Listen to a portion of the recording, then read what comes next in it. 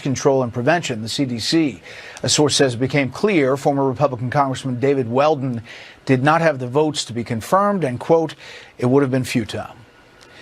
Up next, we look at the latest numbers for arrests at our southern border. You may be surprised. First, beyond our borders tonight, Armenian and Azerbaijani officials agreed on a deal to end nearly 4 decades of conflict between those two nations. They have fought a series of wars since the late 1980s. The timeline for signing the deal is uncertain tonight due to a disagreement over a possible change to Armenia's constitution. Meantime, Syria's interim president signs a temporary constitution that leaves the country under Islamist rule for 5 years during a transitional phase. An Islamist former insurgent group led a lightning insurgency that overthrew longtime President Bashar al-Assad in December. That group's former leader is now the country's interim president. And this is a live look at Rome. One of the big stories there tonight. Pope Francis marks the 12th anniversary of his papacy with increasingly positive medical updates 4 weeks into his hospitalization for double pneumonia. The Vatican saying tonight a chest x-ray confirmed improvements 2 days after doctors declared he is no longer in imminent danger. Authorities in the Dominican Republic say they are pursuing multiple avenues of investigation into the disappearance of an American college student. We've brought you that story here before. Those include what is being called beyond the possibility of an accidental incident. Correspondent Nate Foy is in the Dominican Republic tonight. Found this girl is simple. Punta Cana is small.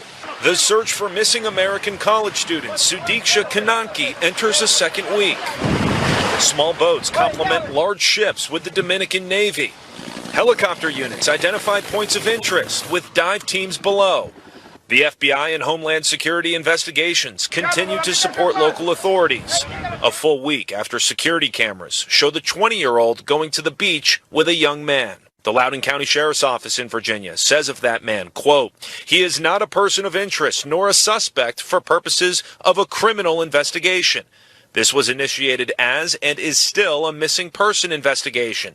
And for that purpose, he is a person of interest to our agency.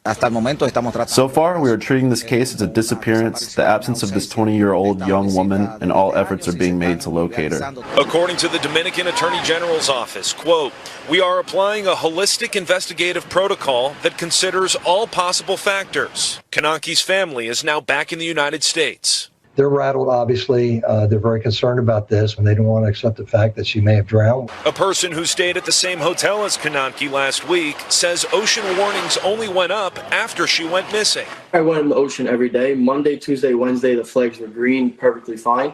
And then Thursday, I saw there was a red flag. We went in still because there was nobody telling us anything. It was very rough, but we didn't go out far.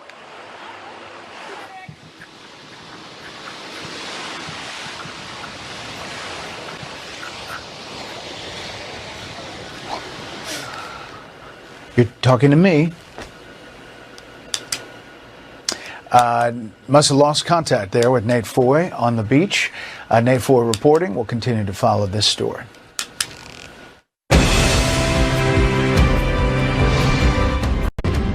The Trump administration is touting a huge increase in the number of border-related arrests. This comes amid new accusations. The Biden administration deliberately misled the public about its own immigration enforcement efforts. Correspondent Brooke Taylor reports tonight from Dallas.